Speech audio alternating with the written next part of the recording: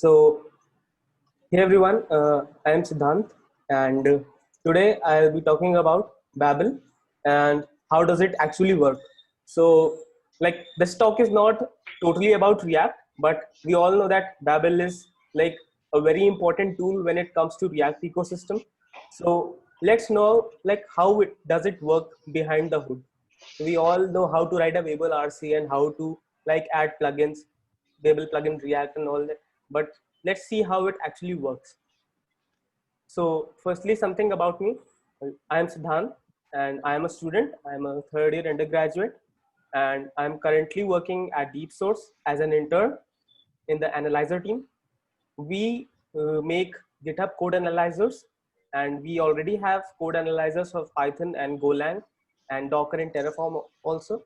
We just shipped the JavaScript code analyzer and it also supports React and ESLint support. It has full ESLint support. So if you use ESLint in your projects, do give it a try.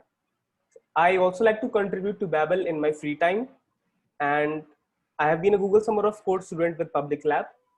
And yes, currently I'm very much excited to learn about compilers and what are their applications in the JavaScript ecosystem.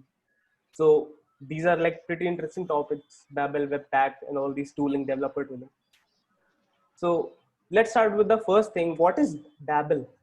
So if you ask Dan Abramov, which we discussed that he is not the creator of React, but so let's see. He says that Babel is the new jQuery. Okay, what does it mean? Then Jet Smith commented to the same tweet and said that jQuery helps you manipulate DOM and Babel is is to JavaScript as jQuery is to DOM. To which Kenzie Dots replied that Babel is to AST as jQuery is to DOM. Which means as jQuery manipulates the DOM, Babel manipulates the AST. So this was a quite insightful tweet by some of the greats in the React ecosystem. So if you see the Babel GitHub repository, it says that Babel is a compiler for writing next generation JavaScript. Okay, so Babel is a compiler, right? What is a compiler then? So a compiler is a computer program that translates computer code written in one programming language into another. And the other language is mostly a lower level language. So here, as an example, you can see I've written a C code in the left and it gets compiled to a assembly code in the right. So Babel is a JavaScript compiler, right?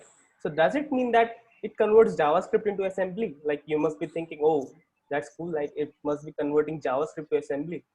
It must make JavaScript fast. But that's not the case. Babel is a JavaScript to JavaScript compiler. It converts one form of JavaScript into another form of JavaScript. And one form of JavaScript that it converts is usually the new syntax and it converts it into the old syntax. So it is usually referred to as a transpiler, not as a compiler. But why is it needed? Like you must be thinking, I'm already writing JavaScript. Why do I need to compile it to another form of JavaScript? Why is it actually needed? So here are some of the reasons. So the first reason is backwards compatibility. So we are not always using the most uh, newer versions of browser. Many of the users that a company or any firm has, they use the older version of browsers. And currently there are around 96% of users that are using ES6 and there are around 4% users who are using ES5 or 3. So if a company has to make a software that has to run on all the browsers, then it has to be backwards compatible. So Babel is a toolchain that converts the newer syntax of JavaScript into older syntax so that our software can run the same way on all versions of the browser. Second is syntax transformation. So Babel has support for the latest version of JavaScript through syntax transformers.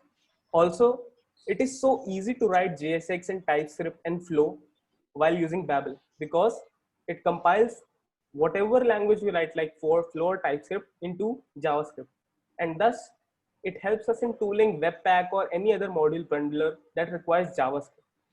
So here is an example, like I have written a JSX code in the left, and you can like map like how it has been converted into JavaScript. Like divide equal to hello has been converted into a React element, and it has parameters of div and ID and hello world. So this is like a very small example how React or how Babel converts Java JSX code into JS. Also, Babel helps us to make awesome code mods and plugins. So first of all, what are code mods? Code mods are like the tools that are made to help us refactor a large code.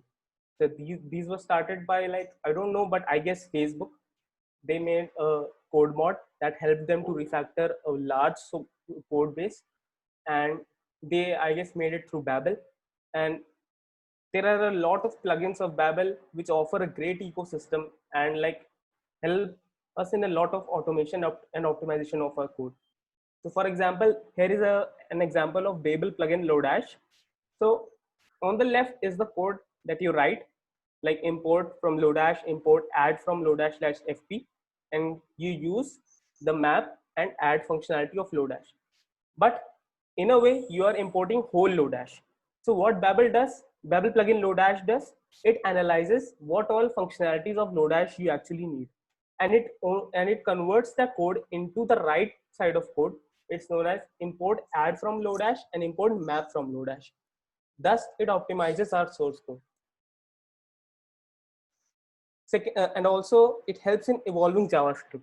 So as you all know that PC39 is the ECMAScript standard body, which like takes proposals, and it takes proposals from the communities about what new syntax is going to be implemented in the JavaScript language or ECMAScript language. So when they implement a new syntax, they need to test it out, like how it actually, the community actually likes it or not. Before they start implementing it into the browser, which is a very big task, they firstly try to implement it on Babel so that users can use that Babel plugin and try to give their response, like do they like that syntax or not, do they not like this that syntax. So this like helps in evolving JavaScript. There are a lot of minifiers, linters, and transformers like Prettier, which are like powered by Babel. So it is very important for the developer tooling ecosystem also. And yeah, it has a great language support, Flow, JSX, and TypeScript. They are really very nicely supported, and they're a very great combination to be used with Babel. So now let's jump to the main point. How does Babel actually work? So firstly, since we know that Babel is a compiler, so abstract syntax tree is the heart of every compiler. Whichever compiler you talk about, it you have to know about the abstract syntax tree. So what is abstract syntax tree? It is a data structure used in almost every compiler. What is a data structure? It is a tree. It is a tree representation of the abstract syntax of source code written in a programming language. So if you write a code like 1 plus 2, not a code, it is an expression. If you write an expression like 1 plus 2, the abstract syntax tree that will be formed of that expression will be like represented on the right side. So the first node will be binary expression, which has the value plus, and it has two children, left numeric literal and the right numeric literal. Left numeric literal will have the value 1, whereas the right numeric literal will have the value 2. So this is a very small expression, but when you see a large source code base, it has a lot of fields and a lot of nodes and a lot of children. So yeah, so that is a very complex thing. I have tried to explain it in a shorter way. And why is it known as abstract? It is known as an abstract syntax tree because it is independent of any representation of the code. Like you can't judge from the tree here how the code looks in real format. Like there are no description about white spaces. There is no description about indentation. So it's just a structural encoding of the source code. For the, if you want to know like how the source code looks in actual way, you need to use concrete syntax tree or CST. It has all the details about how the source code looks in real format. So how does the Babel AST look like? So Babel AST is in a form of JSON object. So you can see 1 plus 2, it gives an AST object like this, which has a type binary expression, and it has a left field, a right field, and an operator. Left field has a type numeric literal and its value 1, and operator is plus, and the right field has its type as numeric literal again and value 2. So Babel AST is in the form of a JSON object with various fields like type and value and children and all that. Nodes. So what is actually a node? So since we were seeing in the last slide that is a type binary expression in left and right. So this whole thing is known as a node containing the type, the operator, left and right. It is fully considered to be a node of an AST. If you write a function in a code like function A and you give some params to it and you have some body in it, so it transpiled to an AST like the second one. Type functional declaration, it has an ID, it has the params in the form of an array, and then it has a body. Same in the case of an identifier, like if you name const A equal to 42, so the A will be an identifier and it will have a name. So these are an example of nodes. So first node of binary expression, second node of functional declaration, and third node of identifier. So how does Babel actually change our source code? So there are mainly 4 steps involved. We input our source code to Babel. It converts our source code into the original AST or the original abstract syntax tree. Then Babel works on that abstract syntax tree and transforms it to a transformed abstract syntax tree. And finally, we have the output source code. But how does it actually do that? It uses 3 main components in it. Firstly is the Babel parser, which takes the input source code and converts it into an abstract syntax tree. Then the Babel traverse takes that abstract syntax tree of the source code and applies transformations to it according to what is mentioned in the Babel plugin. After applying the transformations, it converts it into a transformed abstract syntax tree. And finally, Babel generator converts the transformed abstract syntax tree to an output source code. And this whole thing can be used with a single package known as Babel core. Babel core is like the entry point of all of them. So let's start with the first component, which is the Babel parser.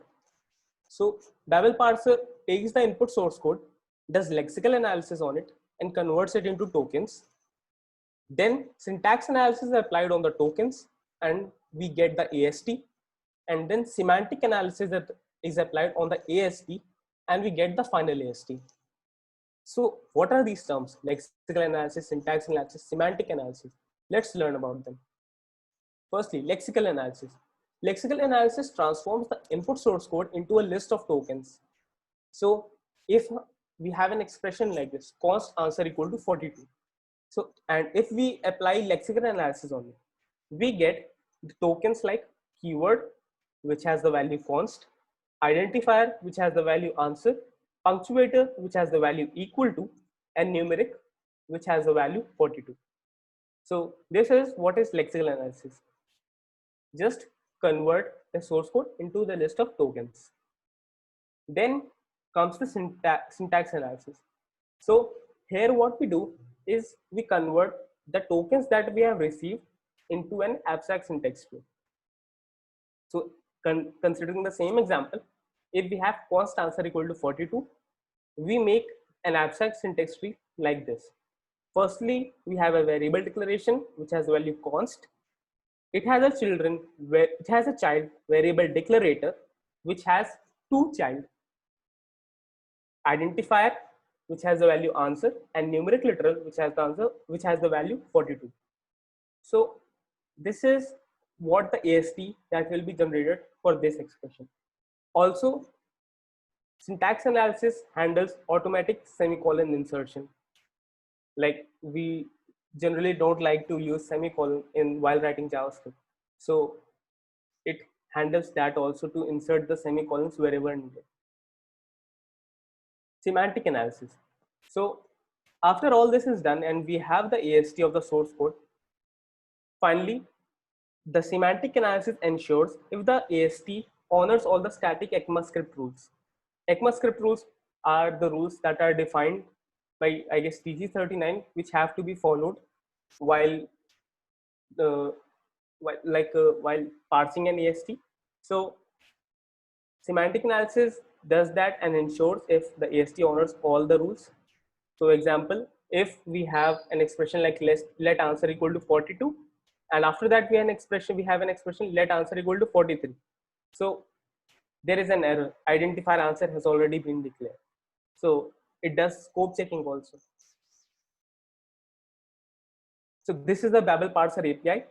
So if you want to use Babel Parser in your project, just install Babel Parser and you can just require it and you use the .parse function and just send the source code to it, like const answer equal to 40 or anything. And you have to pass some options to it, like source type is module or script. If you're using ES modules, then you have to write module here. If you're using CommonJS, then you have to write script here. And then you can use plugins. So if you want to parse JSX syntax, you have to write JSX. If you want to parse flow, you have to write flow, or for TypeScript same. So this is the Babel Parser API. Next comes the Babel Traverse. So this is a very declarative way to visit every node in the AST. So for example, if you have traverse an AST, what you will do, you have to use like for each thing to like traverse the JSON object and everything. So in order to ease in that, we have made the Babel Traverse. Babel Traverse helps us to like find each node and like find the tree state, and we can easily replace, remove and add nodes using Babel Traverse. So it uses depth first search in order to traverse the tree, and in order and out order way. So in order way, it firstly goes to the parent, then to the children, and in out order way, it goes to the children first and then to the parents. So here is an example. So firstly, it will go to the variable declaration, then second variable declarator, then third to the identifier in the left, and then to the numeric literal in the right. So visitors is an important concept, which is used in every AST for traversal across languages. So when we talk about going to a node, we actually mean we are visiting them. So like here is an example. If you want to visit every identifier that is there in an AST, just use this expression const visitor equal to identifier and console.log called. So whenever your code will visit any identifier in the AST, it will log called in the console. So this is an example of visitor. And what is a path? An AST generally has many nodes, but how do those nodes relate to each other? That is usually done with the help of path. So every node has a parent and every node has a children. So, and that is the whole thing is handled by path.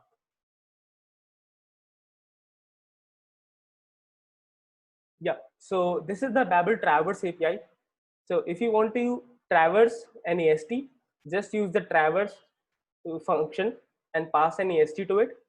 Then the enter and then use the enter function. And if path.node.type is identifier and path.node.name is n, then path.node.name is equal to x. So what it actually does, it is like uh, syntax which is like hard to understand. So it does nothing, but if the AST has an identifier whose name is n, it will change the name of that identifier to x. So for example, if you have an expression in your code like let n equal to 21, so it will parse that expression to let n x equal to 21. This is a simple AST mutation you can see. Now comes the third and last component of Babel, which is a Babel generator. So it is a code generator of Babel. It takes the transformed AST and it converts into a code with source maps. The output is not a prettified one since it has not to be interacted with humans. Like the compiler has to handle it. So it is not a prettified one. But if you want it to be prettified, you can use Prettier or any other code formatter. This is the Babel generator API. So firstly, you have to import Babel parser and then Babel generator, and then you write some code in const code or any variable, and then you pass that code into an AST, and you get the output by using the generator function.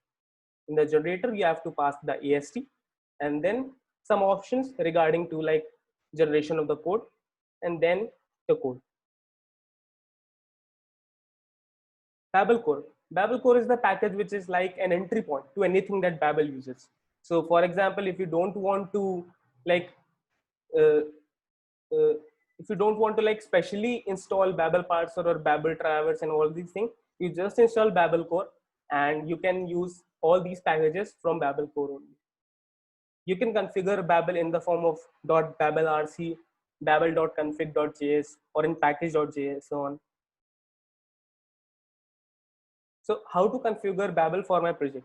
So a config needs to be added to the project for Babel, like we do in ESLint and Prettier. We add .ESLint.rc, or in Prettier we have .PrettierRC. So same we have in Babel. You can add a .babelrc or .babel.rc.json. So in that you can mention some presets and plugins which you need to use with Babel, and Babel will take care of the rest. Many more configuration options are there. You can find them at the docs. So what are Babel plugins? Babel is nothing without its awesome community source plugins. Really, Babel is just a compiler. What Babel is today and what is its significance is all because of the community, which makes such awesome plugins. Because of that only Babel works now. So there is a list of awesome plugins which you can use at the docs, and we need to add plugin to our Babel config to do anything. For example, if you want to parse your TypeScript code into JavaScript and you don't add a Babel plugin TypeScript into a Babel config, Babel won't do anything. So you need to add plugins for Babel to do anything. Babel presets. So for example, if you are using any framework like React or using TypeScript and you don't want to add all the plugins yourself, Babel has made a collection of them and named as preset.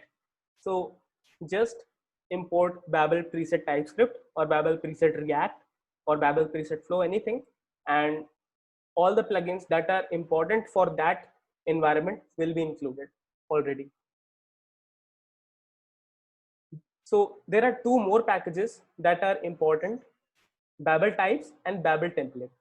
So Babel types is the utility library for AST nodes. So for example, when you are traversing an AST and you want to validate if the node that you are at is an identifier or is a functional declaration or is a conditional expression like if, else if.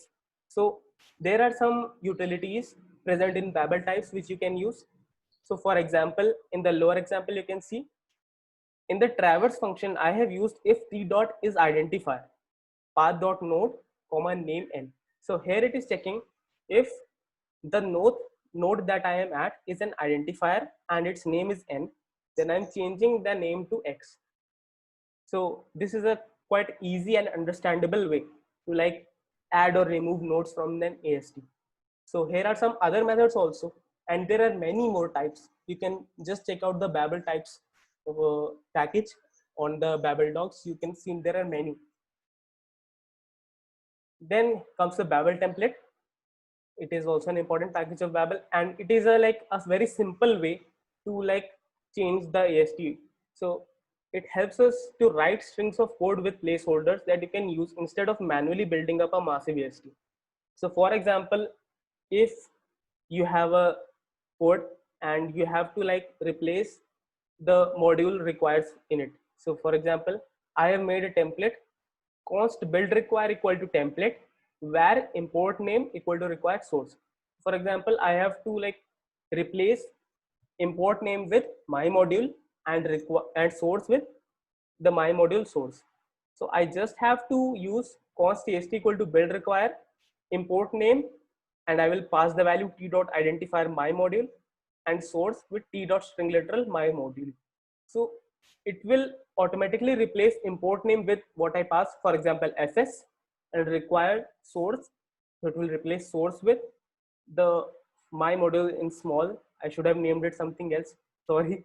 So my module with the source from which I have to require it, and it will generate the EST for me. So let's write our first Babel plugin. So we will go to a website known as astexplorer.net. It is a quite cool website to like visualize the AST. So I have written a very small plugin here. So what I'm doing here is this is like a boilerplate for writing any Babel plugin. So I'm exporting a function and using Babel types as I discussed, and I'm returning a visitor, and I'm checking in the visitor if the binary expression is present in the AST. And if I find a binary expression, I take the path and I check the operator if it is equal to, greater than, equal to, and if the operator is greater than, then I change the left identifier to react and right identifier to view. For example, I write anything like 2 is greater than equal to 1. So it will change it into react is greater than equal to view.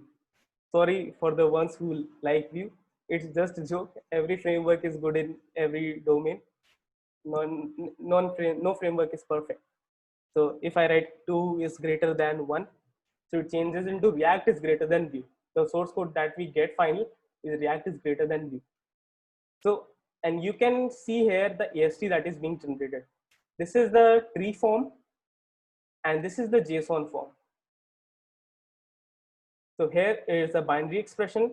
Its left is numeric literal whose value is 2, and its right is also numeric literal whose value is 1. And here is the tree of that AST that is being generated. So this is like a very small plugin that I have made for just demonstration purposes. There are many use cases for Babel plugins.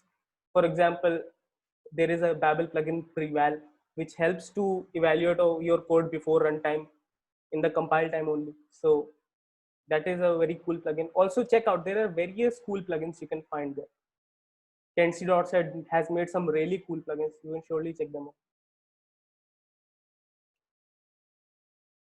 Also, there is a Babel plugin hackathon, which Henry, who is a maintainer of Babel, he has just announced on August 6th.